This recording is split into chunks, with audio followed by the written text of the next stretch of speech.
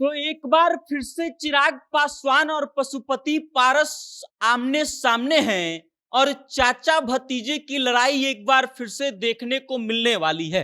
वो चाचा भतीजा जो दोनों अपना अपना अस्तित्व साबित करने में लगे हुए हैं, दोनों ही मौका तलाश रहे थे कि 2025 के विधानसभा चुनाव में किसको किधर से मौका मिलता है और कौन ये साबित करता है कि रामविलास पासवान का जो किया धरा काम है वो सब वो ढो रहे हैं। और इसके लिए चिराग पासवान एनडीए में तो पशुपति पारस महागठबंधन के साथ थे। अब चिराग पासवान को तो मौका मिल गया, एनडीए से 29 सीट चिराग पासवान के खाते में मिल गए, लेकिन पशुपति पारस का महागठबंधन के साथ बात बन नहीं पाया। अब खबरें ये आई कि पशुपति पारस को राष्ट्रीय जनता दल ने ऑफर दिया है कि आप अपनी पार्टी का विलय कर लीजिए राष्ट्रीय जनता दल में। और ये ऑफर इसलिए दिया गया क्योंकि तेजस्वी यादव का मानना था कि राष्ट्रीय लोजपा जो है उसका चुनाव चिन्ह जो सिलाई मशीन है वो लोगों के बीच में उतना पॉपुलर नहीं है और इस कारण से महागठबंधन को नुकसान होगा।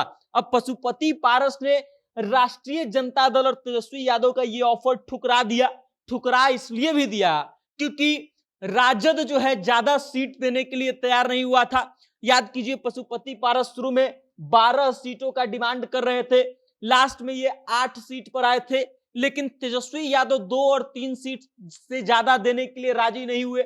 और चिराग पासवान उधर एनडीए में पूरा बम बम है एकदम, 29 सीटों के साथ चुनावी मैदान में उतर चुके हैं। और अब जो है पशुपति पारस भी चुनावी मैदान में उतर चुके हैं और आलम यह है कि 25 सीटों पर इन्होंने अपना उम्मीदवार उतारा है और उसमें से 5 सीट ऐसे हैं जहां पर राष्ट्रीय लोजपा और लोजपा रामविलास के प्रत्याशियों का आमना सामना होगा। मतलब चिराग पासवान वर्सेज पशुपति पारस देखने को मिलेगा। अब ये 5 सीट कौन कौन से हैं ये जान लीजिए। बखरी है, साहेबपुर कमाल है, चिनारी है, गरखा है और महुआ है। तो ये वो 5 सीटें हैं जहां से चिराग पासवान और पशुपति पारस की पार्टी एकदम चुनावी मैदान में आमने सामने है। दोनों एक दूसरे के प्रत्याशियों से भिड़ने वाले हैं और अब लोग इस बात को लेकर के ज्यादा सोच में पड़े हुए हैं कि आखिर इन 5 सीटों पर क्या होगा। चिराग पासवान की पार्टी बाजी मारेगी या फिर पशुपति पारस बाजी मारेंगे। और इसलिए जहां जहां पर ये लड़ाई हो रही है वहां पर त्रिकोणीय लड़ाई बन चुकी है।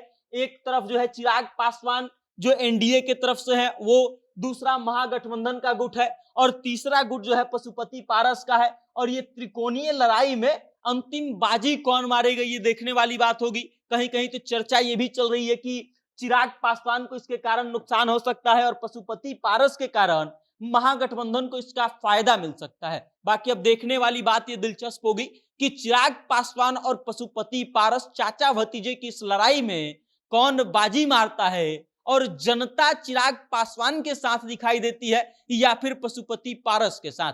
अब आप इस वीडियो को लेकर के क्या सोचते हैं, इन दोनों का जो गुनागणित है उसके बारे में आप क्या सोचते हैं और आपको क्या लगता है कि चिराग पासवान और उनके चाचा के बीच की इस अदावत में किसको फायदा मिलने वाला है? अपनी राय कमेंट करके हम तक भेज दीजिएगा और देखते रहिएगा जनता जंक्शन। बहुत बहुत धन्यवाद।